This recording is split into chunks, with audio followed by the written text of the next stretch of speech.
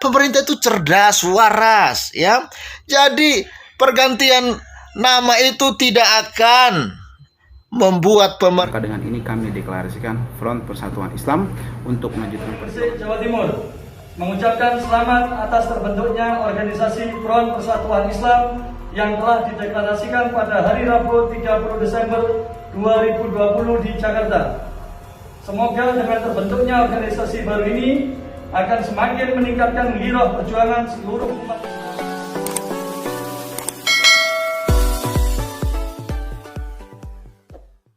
Salam Sobat Waras dimanapun Anda berada. Jumpa lagi dengan Pavel 88 Channel. Salam sejahtera dan salam waras untuk kita semua. Wow, terima kasih untuk kesetiaannya yang tetap menantikan video-video terbaru dari Pavel 88 Channel.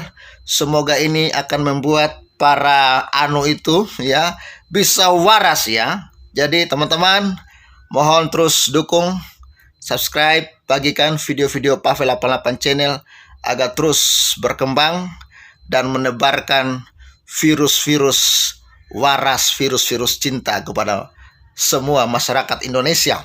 Oke teman-teman, hal yang sangat-sangat lucu ketika saya melihat Front Pembela Islam merubah namanya menjadi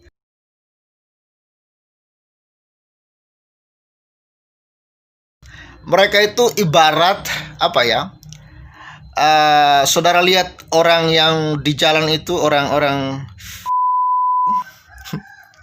mengganti baju di tengah jalan dalam kondisi dakinya masih full ya. Lalu kotor, busuk, bau. Lalu mereka membuka baju lama mereka dan langsung dipakaikan dengan baju yang baru ya. Tetapi bau busuk dari badannya nggak hilang-hilang, tetap aja baunya masih sama, busuknya sama. Mereka kira dengan mereka mengganti baju seperti itu mereka sudah waras, padahal tetap juga miring otaknya ya. Karena apa? Yang diganti cuma baju, tetapi isi otaknya tidak diganti. Dan mereka pikir dengan mereka melakukan pergantian nama menjadi Front Persatuan Islam itu bisa mengelabui pemerintah, bisa mengelabui kepolisian. Pemerintah itu tidak sebodoh otakmu, Kadrun, ya. Pemerintah itu tidak setumpul otakmu, hai FPI. Pemerintah itu cerdas, waras, ya. Jadi pergantian nama itu tidak akan membuat pemerintah itu terkecoh dengan kalian. Wow. Untuk lebih jelasnya, mari kita lihat deklarasi mereka. Ya, ada di satu tempat. Dan juga kita lihat analisa yang bagus dari siwa.com. Sangat mantap. Oke, selamat menyaksikan. Dan salam waras, drone. Waras-waras. Ya, ini Indonesia. Ya, bukan Arab. Drone. Gue mau bilang ya sama lo, drone ya.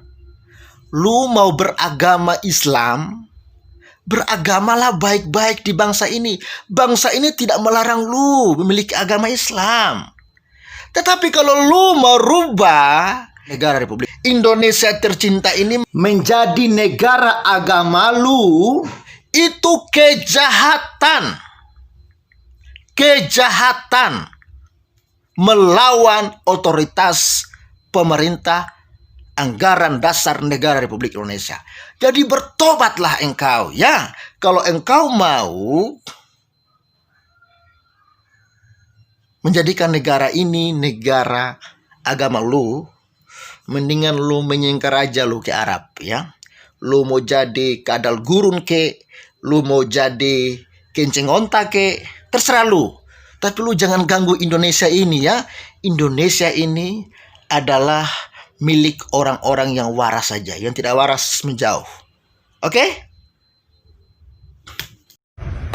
Assalamualaikum warahmatullahi wabarakatuh. Waalaikumsalam warahmatullahi wabarakatuh. Kami dari umat Islam Kabupaten Gresik, Jawa Timur mengucapkan selamat atas terbentuknya organisasi Front Persatuan Islam yang telah dideklarasikan pada hari Rabu 30 Desember 2020 di Jakarta. Semoga dengan terbentuknya organisasi baru ini akan semakin meningkatkan gairah perjuangan seluruh umat Islam dalam menegakkan amar ma'ruf nahi munkar di bumi NKRI dan mempererat persatuan umat Islam Indonesia. Hari ini, malam Jumat 31 Desember 2020, bertepatan tanggal 16 Jumadil Awal 1442 Hijriah, kami umat Islam Kabupaten Gresik turut bergembira dan menyambut baik dengan ikut serta mendeklarasikan terbentuknya organisasi Front Persatuan Islam di wilayah Kabupaten Gresik. Insya Allah, dengan terbentuknya Front Persatuan Islam di Kabupaten Gresik akan melanjutkan dan semakin membesarkan perjuangan amar ma'ruf nahi munkar, juga mempererat persatuan dan kesatuan umat Islam khususnya di Kabupaten Gresik, agar tercapai apa yang selama ini telah kita cita-citakan bersama. Mohon doa dan dukungan dari segenap umat Islam di wilayah Kabupaten Gresik. Wassalamualaikum warahmatullahi wabarakatuh. Takbir. Bahwa kepada seluruh pengurus, anggota dan simpatisan Front Pembela Islam di seluruh Indonesia dan mancanegara, untuk menghindari hal-hal yang tidak penting dan benturan dengan rezim zalim, maka dengan ini kami deklarasikan Front Persatuan Islam untuk melanjutkan perjuangan membela agama, bangsa dan negara sesuai dengan Pancasila dan Undang-Undang Dasar 1945. Kemudian pada sore tadi, alhamdulillah telah dideklarasikan Front Persatuan Islam. Demikian kami sampaikan. Assalamualaikum warahmatullahi wabarakatuh. Ini dilansir oleh siwot.com. FPI pikir ganti nama itu solusi. Sorry John, negara tak sebodoh itu. Wah, yang cocok bukan sorry John ya, tapi sorry Kadrun. Atau sorry otak tumpul ya, gitu ya, cocoknya mereka itu ya. Ditulis oleh Erika Ebener.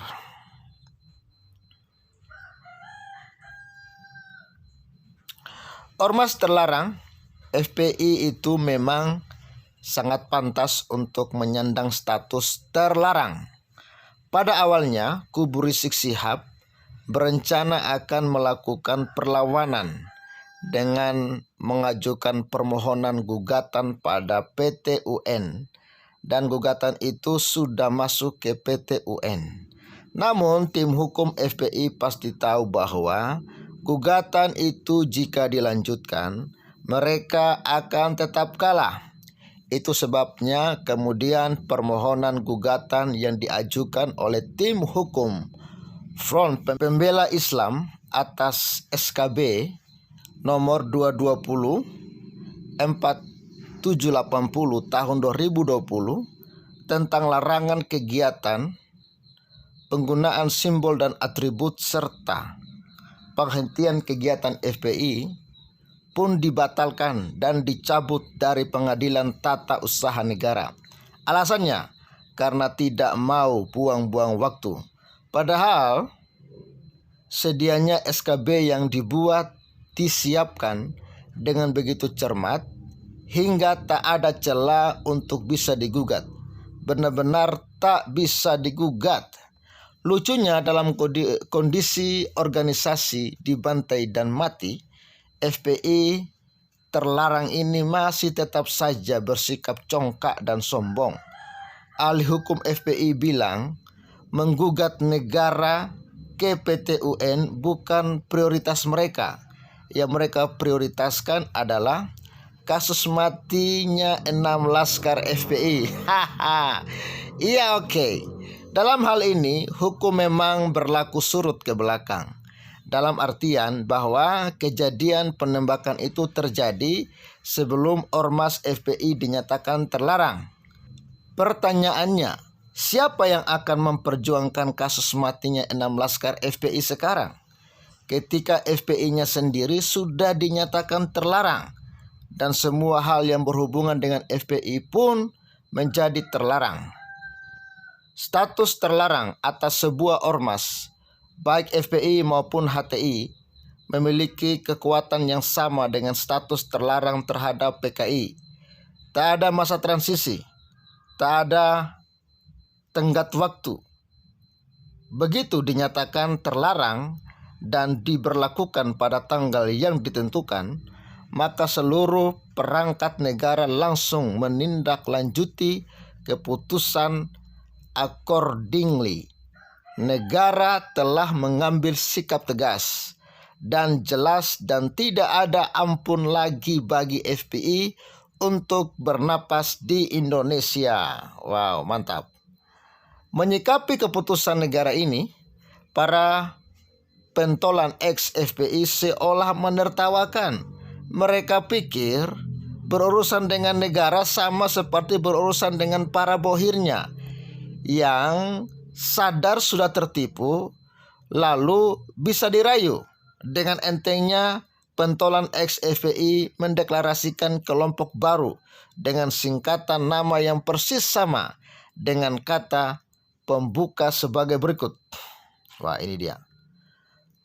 Bahwa kepada seluruh pengurus, anggota dan simpatisan Front Pembela Islam di seluruh Indonesia dan mancanegara, untuk menghindari hal-hal yang tidak penting dan benturan dengan rezim zalim, maka dengan ini kami deklarasikan Front Persatuan Islam untuk melanjutkan perjuangan membela agama. Lihat, ini bawa-bawa agama, lalu alasannya bangsa dan negara sesuai dengan Pancasila Undang-Undang Dasar 45.